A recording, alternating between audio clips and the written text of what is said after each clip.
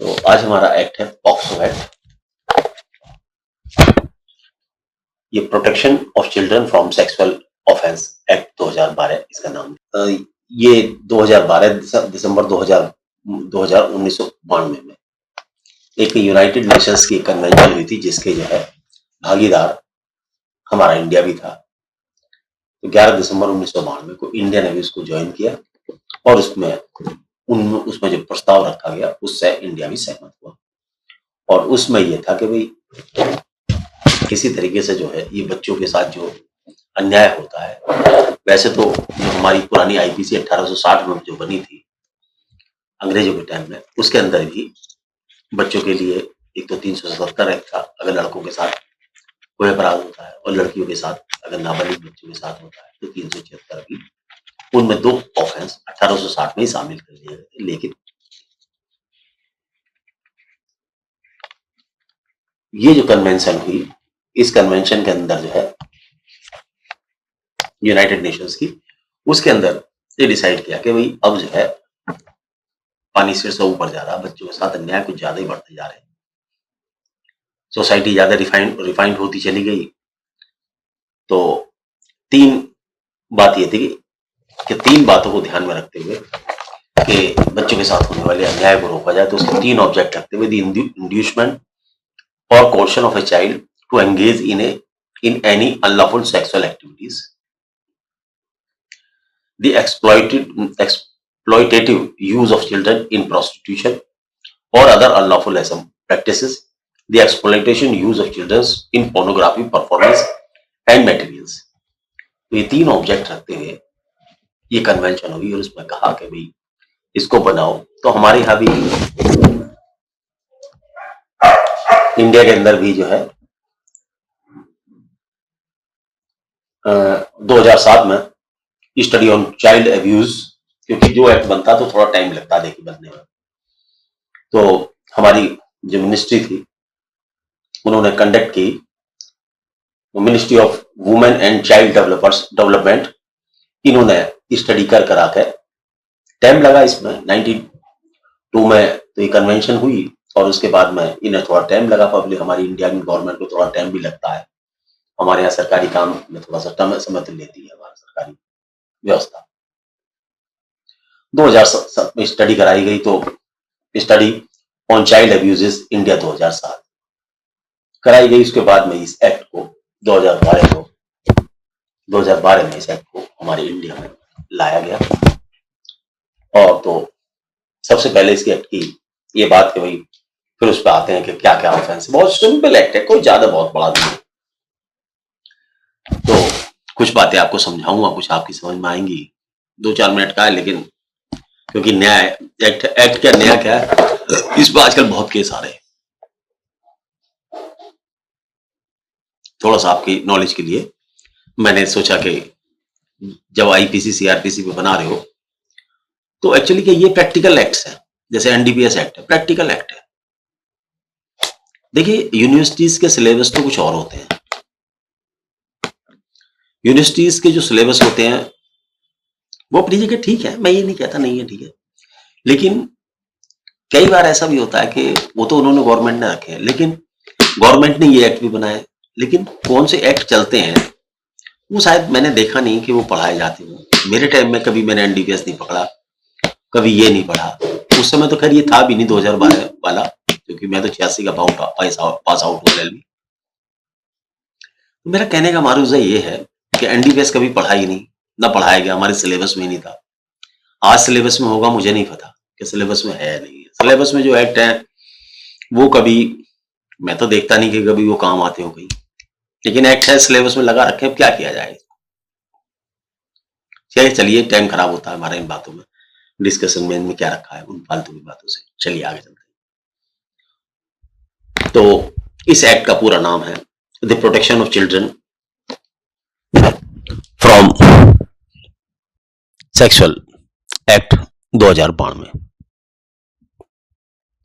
It extend to the whole of India except the Jammu and Kashmir.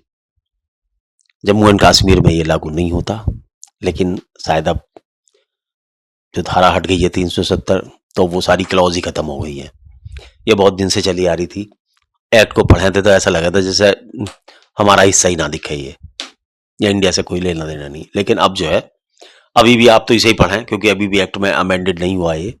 जब amend आ जाएगा इसका तो बताएंगे, अभी तो अमेंडमेंट नहीं है। अभी तो मेरे पास तो पड़ा है, ये ज्यादा पुराना नहीं है, अब आ जाएगा। 23 मई तो अमेंडमेंट आया है ना, उसको 23 की 14 भरा है तो अब आ जाएगा उसमें 370 की वजह से अभी हट जाएगा। ये सेंट्रल गवर्नमेंट का एक्ट है भाई साहब, ऑफिशियल गैजेट में छाप के इसको एक्ट को लाया गया। एक्ट का नंबर है 32 ऑफ 2012। आइए चलिए अब आगे चलते हैं। इसमें 4 बातें आपको याद रखनी होगी। Aggravated penetrative sexual assault, aggravated sexual assault, arm forces, child means 18 साल से कम का,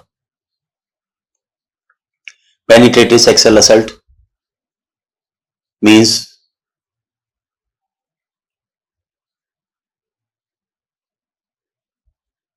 बताऊंगा आगे, sexual assault, sexual harassment, special court, special public prosecutor, ये इसकी टर्मिनोलॉजी है, डेफिनेशन में आई है। इसमें कोई डेफिनेशन खास इन्होंने बताई नहीं है। Aggravated penetrative sexual assault has the same meaning as assigned to it in the section 5। कोई डेफिनेशन नहीं है, सेक्शन 5 पढ़ोगे तो पता लगेगी, सेम ऐसी है। तो याद होनी चाहिए, aggravated penetrative sexual assault, aggravated sexual assault, child penetrative sexual assault, sexual assault, sexual harassment, special court, special public prosecutor. इसमें स्पेशल कोर्ट होगी, स्पेशल पब्लिक प्रोसिक्यूटर होगा, स्पेशल कोर्ट होगी, स्पेशल पब्लिक प्रोसिक्यूटर होगा। इस केस को संचालित करेगा court के अंदर पब्लिक प्रोसिक्यूटर, और स्पेशल कोर्ट होगी। यहीं पर आपको थोड़ा सा इसका तोड़ा कर देता हूं। इसकी जब कोर्ट में जाते हैं तो बच्चों के लिए अलग कोर्ट बनाई गई है। स्पेशल कोर्ट में सेशन जज कम से कम बैठते हैं, एक कमरा होता है। जैसी एविडेंस चालू होती है, मुलजिम जो है एक जगह बैठा दिया जाता है, कटघरे में खड़ा कर दिया जाता है कमरे के अंदर, जहां से वो बच्चे को नहीं देख सकता। बच्चे को दूसरे कमरे में बैठाला जाता है, और सब जगह कंप्यूटर लगे हुए हैं, जो स्क्रीन पे कंप्यूटर आते हैं। जुडिशियल ऑफिसर बीच में बैठ जाते हैं, सेशन जज, और वो जो है बैठने के बाद में पब्लिक प्रोसिक्यूटर आ जाता है, और बच्चा जिस कमरे में बैठा उसके साथ में एक दुभाषिया या एक उसकी हेल्पिंग के लिए कोई एनजीओ संचालक उसके पास बैठा जाता है। पुलिस नहीं, बिना यूनिफॉर्म के सिविल कपड़ों में, जैसे हम सफेद कपड़ों में बैठे हैं ऐसे सिविल कपड़ों में या रंगीन कपड़ों में आदमी बैठा रहता है। उसको बच्चे को बैठा के चाय पानी पिलाई जाती है, नाश्ता कराया जाता है, ताकि उसे टेंशन ना हो। ये आपको पहले बता रहा हूं तो आपको पता रहना चाहिए। वहां पर भीड़ इकट्ठी नहीं होती है, सब आदमी को निकाल दिया जाता है कमरे में से। केवल एक तो डिफेंस काउंसिल होता है, एक पब्लिक प्रोसिक्यूटर होता है, और एक जज साहब होते हैं, और एक वो व्यक्ति होता है जो गवाह होता है। गवाह भी वो वाला नहीं, बच्चा तो अंदर चला गया, वो तो बाकी वो होंगी। जब बच्चे की गवाही के लिए बता रहा हूं आपको, जब बच्चा गवाही होगी, बच्चा दूसरे कमरे में रहेगा, जज साहब दूसरे कमरे में बैठेंगे, सारा काम नेट से संचालित होगा। स्क्रीन लगी हुई है बड़ी बड़ी, चालू हो जाती हैं, वहां पर ट्रायल चालू होता है। अगर जज अपने कमरे में करा रहा तो उसका भी तरीका है। मुलजिम को बच्चा नहीं दिखाया जाएगा, बच्चे को मुलजिम नहीं दिखाया जाएगा, और दिखाया जाएगा तो फोटो से दिखाया जाएगा, और उसकी आंखें नीचे कराई जाएंगी ताकि वो बच्चे की तरफ को ना देखे। और जो क्वेश्चन इसमें क्रॉस एग्जामिनेशन या किसी में पूछे जाएंगे बच्चे से, जज साहब पूछेंगे, वकील साहब क्वेश्चन नहीं पूछेंगे उससे। वकील साहब अपने प्रश्नों को जज साहब को बताएंगे, और जज साहब उन प्रश्नों को बच्चे से पूछेंगे, बच्चा उन उत्तरों का जवाब देगा, लड़का हो या लड़की। इसमें ये क्वेश्चन नहीं है कि ये केस किसके लिए, ये दोनों के लिए है। लड़के के साथ अगर होती है child means child, this is not a question वो लड़का है या लड़की है, सबके लिए एक ही है ये। तो वो श्रीमान जी, वो फिर जैसे आप उससे पूछ के बच्चे से जो भी जवाब देता है वो रिकॉर्ड करेंगे। तो दिस इज द वे, खुद रिकॉर्ड करें या अपने स्टेनो से रिकॉर्ड कराएं या अपने क्लर्क से रिकॉर्ड कराएं। This is the procedure. ये मैंने सीन खींचा आपको कि इस तरीके से कोर्ट चलती है ये, क्योंकि आप इसे देख नहीं सकते। देख इसलिए नहीं सकते क्योंकि ना तो इसकी वीडियोग्राफी पब्लिकली लाई जा सकती है, ना टीवी पे दिखाई जा सकती है, ना टीवी पे दिखाई जा सकती है। तो ये सीक्रेसी मेंटेन होती है ना। वहां एलमद बहुत कम स्टाफ होता है, मतलब 4 या 5 आदमी कमरे में रहते हैं उसमें, जिसमें प्रोसीडिंग्स चलती है जब बच्चे का बयान होता है। और बच्चा अलग कमरे में, बिल्कुल एकांतवास कमरे में, जैसे मैं कमरे में इसमें बैठा हूं अकेला, ऐसा बच्चा और एक आदमी उसकी सेवा के लिए, एनजीओ कह सकते हैं आप, एनजीओ स्टाफ, वो उसके बराबर में, या जिसे जज उसे समझे उसे बैठाला जाता है। जैसा आप अपने यहाँ भी भर्ती रख रखी है, ऐसे लोग भर्ती कर रखे हैं जो बच्चों के चाइल्ड फ्रेंडली ऑफिसर्स होते हैं। उसके लिए चाय पानी की सारी व्यवस्था की जाती है। तो ये ट्रायल का प्रोसीजर है सर।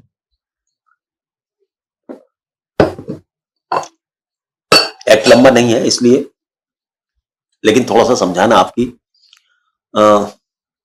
जहन में बैठाना जरूरी है कि कैसे होता है, क्योंकि आप प्रोसीडिंग्स देख ही नहीं सकते इसमें, आपको मौका ही नहीं मिलेगा जब तक आप, क्योंकि बच्चे अब कोर्ट में कोई जाने नहीं देगा, कोर्ट का दरवाजा बंद हो जाता है, सारे दरवाजे बंद हो जाते हैं, बाहर एक सिक्योरिटी गार्ड खड़ा होता जाता है या पीएन खड़ा हो जाता है कि कोई अंदर ही नहीं आएगा। जब ये ट्रायल चलेगा तो उसमें कोई एंट्री नहीं है, no entry, pin drop silence court के अंदर। और दिल्ली के अंदर स्पेशल कोर्ट्स बनी हुई है इस तरीके की, जिनके अंदर मुलजिम के लिए रूम अलग है, जिसके अंदर मुलजिम जी को ले जाकर खड़ा करा जाएगा, और वो सिर्फ तभी दिखाया जाएगा जब बच्चे से आइडेंटिफिकेशन ऑफ एक्यूज कराना हो। तो चलिए हम आगे आते हैं। ये सारे वर्ड्स जो मैंने बताए हैं ये काम के हैं आपके, अब इन्हें समझना चालू करो। पहले मैं आपको जरा सा और बता दूं आपको, सेक्शन 3, 5, 7, 9, 11 और 13, सेक्शन 3, 5, 7, 9, 11 और 13 तो अपराध की परिभाषाएं देते हैं। इसके अंदर क्या देते हैं कि अपराध है क्या, क्या अपराध किया इसने, केवल अपराध की डेफिनेशन देते हैं। सेक्शन 4, 6, 8, 10, 12, 14 अपराध देते हैं, अपराध बताते हैं कि इसके लिए क्या सजा होगी। तो चार्जशीट में जो या जिस सेक्शन का चार्ज लगेगा वो चार्ज लगेगा 4, 6, 8, 10, 12 और 14 का चार्ज लगेगा। चार्जिंग जब लगाई जाएगी मुलजिम पे तो इस सेक्शन में से या तो 4 का लगेगा या 6 का लगेगा या 8 का लगेगा या 10 का लगेगा या 12 का या 14 का लगेगा। ये 3, 5, 7, 9, 11, 13 इनका चार्ज नहीं लगेगा, क्योंकि ये डेफिनेशन है। इस डेफिनेशन में ये इंक्लूड होगा, इसकी लैंग्वेज डेफिनेशन की उसमें लिखी जाएगी चार्ज। तो चार्ज शीट में जब पढ़ेंगे तो आपको देखने को मिलेंगे 4, 6, 8, 10, 12, 14 सेक्शन, 5 सेक्शन है। 1, 2 अब करेंगे, 1, 2 कल किसी लेक्चर में करेंगे, बस हो गया पूरा। 2-3 दिन में खत्म कर देंगे, 2 एक लेक्चर में खत्म करेंगे, लेकिन प्रैक्टिकल नॉलेज इसकी जरूरी है, आपको पता होना चाहिए। इसके अंदर जो भी अपराध होते हैं बच्चे के प्रति अपराध होते हैं। बच्चे की डेफिनेशन जो इसमें दी गई है वो पढ़ देता हूं। Child means any person below the age of 18 years, जो 18 साल से कम का है, लड़का हो या लड़की, उसके साथ जो अपराध किए जाते हैं वो इसमें शामिल होंगे। अब जरा सा समझ लो क्या क्या है मामला। 2 माजरे हैं इसके। आप इसे एक तो बलात्कार समझ सकते हो, बच्चों के साथ सोडोमी समझ सकते हो, सिंपल सी बात है, सोडोमी समझ सकते हो। बच्चों के साथ सेक्सुअल असल्ट समझ सकते हो, बच्चों का सेक्सुअल हरेसमेंट समझ सकते हो, और use of a children in a pornography, use of a children as a pornographer. और तो केवल ये सेक्सुअल असल्ट के मामले में ही सेक्सुअल असल्ट और सेक्सुअल हरेसमेंट दो चीजों की बात करता है, सेक्सुअल हरेसमेंट और पोर्नोग्राफी, तीन ऑफेंस है इसके, सेक्सुअल असल्ट, सेक्सुअल हरेसमेंट और पोर्नोग्राफी। इसके अलावा चौथा ऑफेंस नहीं है इसके अंदर। ये 4-5 सेक्शनों में ये खत्म है। एक एक सेक्शन बताऊंगा। अभी देखो 19 मिनट हो गए मुझे बताते हुए। बताता क्या, देखो पहले पढ़ाने से पहले बच्चे के दिमाग में ये पता लगना चाहिए कि बच्चे को ये है क्या। अगर बच्चा पढ़ने वाले को यही नहीं पता ये क्या उद्देश्य था, इसका क्यों बनाया गया, इसका उद्देश्य केवल यह है कि बच्चों को इस समाज में फैली हुई कुरीतियों या गलत नियति या गंदे लोगों से बचाने के लिए इस एक्ट का निर्माण किया है। अब आते हैं हम अपनी बात पे। सेक्शन 3 जो है, a person is said to commit penetrative sexual assault.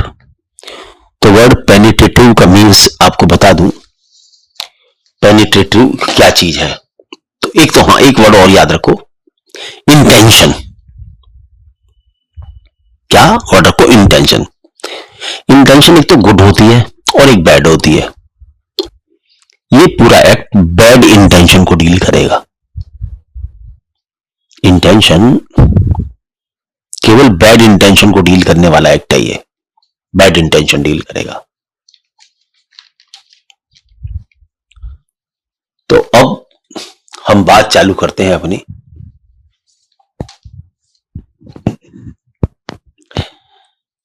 Penetrative assault. पेनिट्रेंस means, कई बार शर्म सी आती है ऐसे बातें शब्द बताते हुए, पहले पढ़ देता हूं। A person is said to commit penetrative sexual assault, comma, he penetrates his penis to any extent into the vagina, mouth, urethra or anus of a child, or make the child to do so with him or any other persons, और आगे फिर पढ़ेंगे इसको समझो। जब कोई व्यक्ति penetrates his penis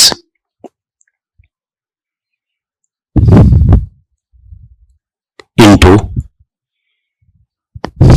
vagina और माउथ, वेजाइना में, माउथ में, उथरेगा के मीन्स होता है मूत्र मार्ग, उथरेगा वर्ड जो आया इसमें मूत्र मार्ग में, और एनस ऑफ ए चाइल्ड, और ये बच्चे से ऐसा कहता है कि तू ऐसा कर, तो ये कहा जाता है कि वो पेनिट्रेटिव सेक्सुअल असल्ट करता है। अर्थात अगर कोई इस तरीके से बच्चे के साथ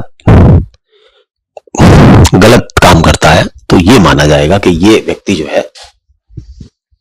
पेनिट्रेटिव सेक्सुअल असल्ट करता है, यदि वो उसके प्राइवेट पार्ट्स में इस तरीके के किसी चीज की भी एंट्री करता है अपने पेनिस की, स्पेशली पेनिस की। पहली स्टेज है सर इसकी, इस ऑफेंस की पहली स्टेज ही है। दूसरी स्टेज इसकी सर ये है, ही इंसल्टेड। तो यहां जो पेनिट्रेटिव का मीन्स है, आप इसे ये लगे आर पार, मूत्राशय में या पीछे के हिस्से में अगर कोई आर पार करता है तो ये मान के चलो इसका पेनिट्रेटिव का घुसाना या आर पार या भेदना, हिंदी मीनिंग है पेनिट्रेट का घुसाना, आर पार करना या बेधना। अगर वो ऐसा काम करता है किसी लड़की या लड़के के साथ में, मुंह में, मूत्र मार्ग में, योनि में,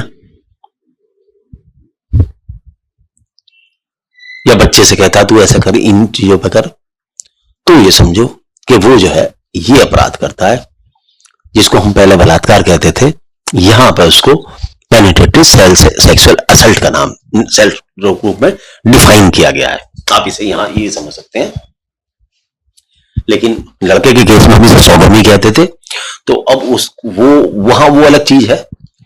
सोडोमी बड़ों के साथ भी हो सकती है, बच्चों के साथ ही नहीं हो सकती, बड़ों के साथ भी हो सकती है, लेकिन ये स्पेशली जो है चिल्ड्रंस के लिए डिजाइन किया एक्ट। तो यहां बच्चे के साथ अगर वो इस तरीके के एक्ट करता है, हरकतें करता है, तो ये माना जाएगा। अब और आगे जाए देखें, he insulted to any extent any object। अब यहां थोड़ा सा और क्लियर करें, he insult to any extent, कोई भी चीज, इंसर्ट का यहां रखना है दो चीजों के बीच में किसी चीज को रखना, दो चीजों के बीच में किसी चीज को रखना या बीच में डालना। अगर कोई आदमी इस तरीके का काम करता है टू एनी एक्सटेंट, या पेंसिल, पेन, कलम, उंगली, एनी ऑब्जेक्ट से मतलब उंगली भी, और a part of a body not being the penis into vagina urethra anus of child और make the child to do so with him और एनी अदर पर्सन। देखिए ये आप और समझ लें, ये एक्ट लड़का लड़की एक समान है इसके अंदर, और यही काम यदि आदमी करता है तो भी ऑफेंस है, और औरत करेगी तो भी ऑफेंस है, नाबालिग के साथ में। क्योंकि आपके जो वर्ड देखो, इसके जो वर्ड हैं वो किसी को छोड़ नहीं रहे, वो लेडीज पर भी ऐसे एप्लीकेबल होंगे। ये नहीं कि लेडीज को छोड़ लाओ, वो सारा उसी को क्लियर करता चलता है। जो मुझे देखो, मेरा एक्सप्लेनेशन है, वैसे मैंने देखा नहीं किसी लेडीज के खिलाफ ये केस लगे हों, लगते अधिकतर आदमियों के खिलाफ ही हैं। लेकिन जो मैं समझता हूं कि ये ऐसा नहीं है कि इसमें लेडीज के खिलाफ नहीं हो सकता। यदि किसी लेडीज है कोई 50 साल की या 40 साल की, वो किसी बच्चे के साथ में 18 के साल ऐसा काम करा रही है, तो कोई नहीं लगेगा भाई, सब पे लगेगा। कैसे बचे हुए, तो एक्ट स्पेशल है, वो भी तो ऑफेंस ही है, तो यहां क्यों नहीं लिया जाएगा चिल्ड्रन के साथ। तो अब यहां पर उसमें तो पेनिस की एंट्री थी, ऊपर पीछे वाले की एंटर इज पेनिस, और इस वाले में दूसरे वाले में आपने क्या देखा, specially insult, put any object भी करना, तो भी ये भी अपराध है। दूसरा, he manipulates any part of the body of a child so as to cause penetration into the vagina, urethra, anus or any part of the body of the child or make the child to do so with him in any other person। अब देखो in any other person आया इसमें, in any other person means male and female both। बच्चा तो बच्चा है ना, कोई भी करे उसके साथ में, स्त्री करे या पुरुष, जो करेगा तो करेगा, पर्सन है व्हाट यू पर्सन, तो मेरे हिसाब से एप्लीकेबल बोथ पर आई है। या कोई आदमी इस तरीके से काम कर ले, मैनिपुलेट्स कर ले, नियंत्रण में कर ले बच्चे को, और उस तरीके से ये काम करावे जो इसमें इसने कहा है, पेनिट्रेट इनटू द वेजाइना, उथरेरा, मूत्र मार्ग बोलते उतरा था, URET ऐसे उथरा, थोड़ा प्रोनाउंसिएशन में करवा है, अनस और any part of the body of the child और to make the child to do so with him और एनी अदर पर्सन।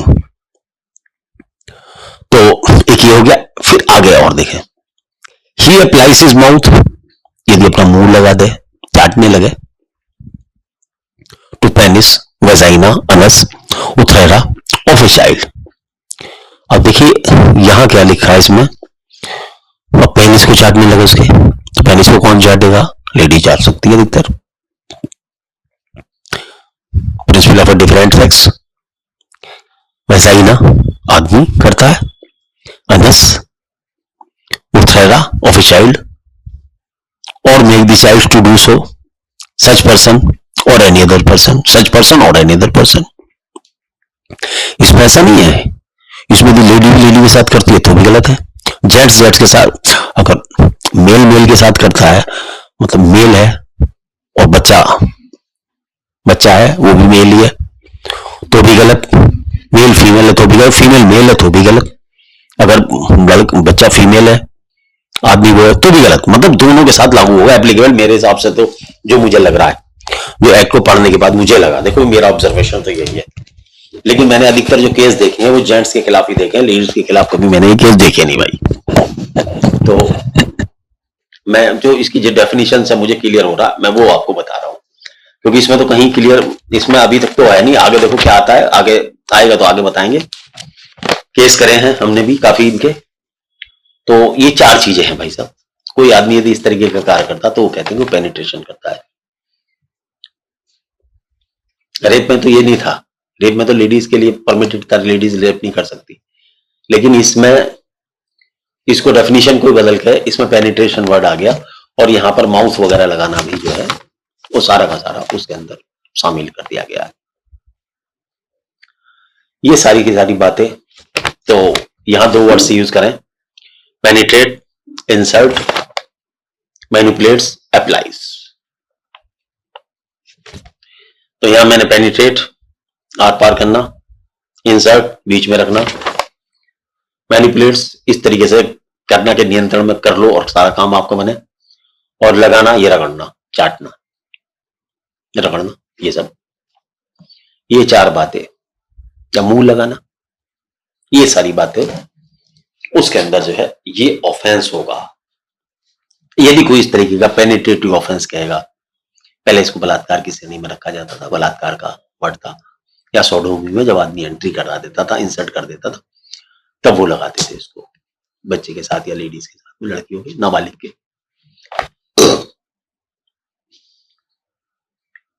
इसके लिए जो पनिशमेंट है,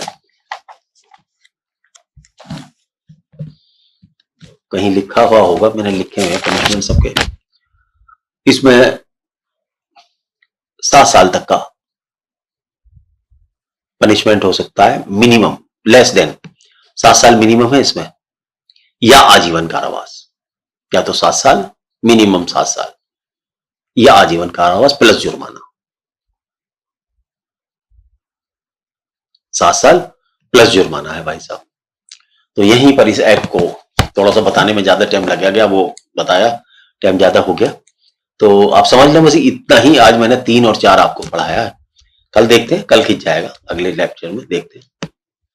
तो ये इसके इंपॉर्टेंट सेक्शन है, देख लें, लिखे हैं मैंने, सारे लिख दिए।